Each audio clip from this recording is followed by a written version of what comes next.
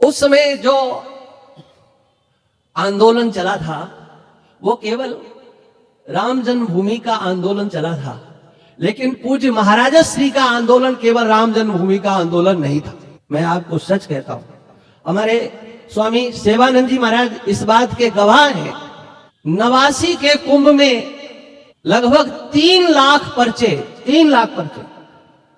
उस समय संत समिति भी नहीं थी, लगभग 3 लाख पर्चे हम लोगों ने प्रयागराज के कुंभ में, सेवानंद जी भी झोला टांगते थे, भर लेते थे पर्चों को, और हम लोग भी पूरे कुंभ में उन 3 लाख पर्चों को बांटा था, जिसमें धारा 370 थी, जिसमें धारा 30 थी, 35 थी, राम जन्मभूमि, और यहां तक कि अब तो वो पर्चा हमारे दिमाग में भी नहीं है, बहुत समय हो गया।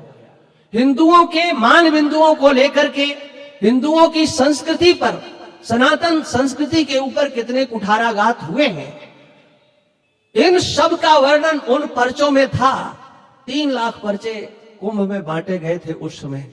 महाराजा श्री ने केवल राम जन्मभूमि नहीं, उस राम जन्मभूमि के माध्यम से उनका तो लक्ष्य था मथुरा, उनका लक्ष्य था काशी विश्वनाथ। इसलिए मैंने अपनी उन भावनाओं को अपने कीर्तन में कृष्ण शब्द से कृष्ण जन्मभूमि, राम शब्द से राम जन्मभूमि, और हर हर महादेव से बाबा विश्वनाथ का स्मरण किया। ये महाराजा श्री का अंतर का संकल्प उसके अंतर्गत। और देखो, हमारे गौड़ी संप्रदाय में हरे कृष्ण से शुरू होता है कीर्तन, तो मैंने सोचा वृंदावन में रहना है तो यहीं से शुरू करो, इसलिए सबसे पहले हमने हरे कृष्ण को रखा है, ध्यान रखना महाराज। हाँ, हरे कृष्ण, फिर उसके बाद हरे राम, फिर बाद में हर हर महादेव। राम जी को बीच में रखा है, इसलिए क्योंकि पहले मथुरा, फिर अयोध्या, और फिर काशी। हाँ, ये मैं अपनी भावना बता रहा हूं, और योग दर्शन का एक सूत्र है मेरे उस भाव में। योग दर्शनकार कहते हैं ध्यान करना है, चित्त को एकाग्र करना है, तो अनेक विधियां बताई, प्रणव का जप इत्यादि अनेक बार, और फिर एक सूत्र उसके अंतर्गत आया है। सब विकल्पों को रख करके अंतिम विकल्प दिया है योग दर्शनकार ने, वीतराग विषयम वा चित्तम। जिसके चित्त में किसी भी प्रकार का राग नहीं हो, ऐसे विरक्त महापुरुष का चिंतन करने से आपका चित्त भी निर्दोष हो जाएगा। मैंने सोचा कि इससे बढ़कर के और हमारे जीवन का आश्रय और आधार क्या हो सकता है। ये बात मैं इसलिए कह रहा हूं कि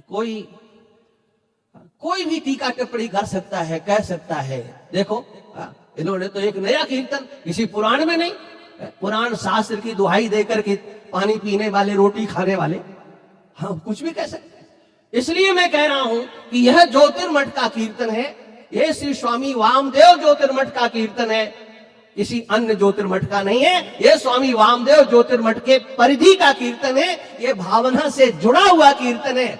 इस पर टिप्पणी कोई करने की कोशिश न करे तो हम उसे रोकेंगे नहीं, क्योंकि लोग टिप्पणियों के लिए जीते हैं, तो उनको कोई रोक नहीं सकता, है ना।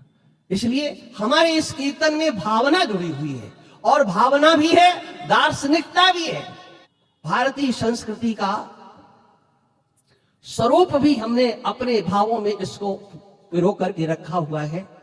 इसलिए किसी के ऊपर कोई दबाव नहीं है कि कोई इस कीर्तन को घरों में करे या शहर में करे। हाँ, यहां तो होता है, और जहां इस ज्योतिर्मठ में आस्था, श्रद्धा, भावना रखने वाले, अखंड ज्योति के प्रति अपनी भावना रख करके जीने वाले हैं, हाँ, वो तो इसके कीर्तन को लेकर के, जैसा हमारे हरिशरण जी ने कहा है, क्यों नहीं हो सकता है जी, क्यों नहीं होगा, हर कामना पूर्ण होगी। अरे मजारों पर जाकर के नाक रगड़ने से जब तुम्हारी कामना पूरी हो सकती है, तो बिरक श्रोमणी जी का नाम लेकर के तुम्हारी कामना क्यों नहीं पूर्ण होगी, कौन रोक सकता है।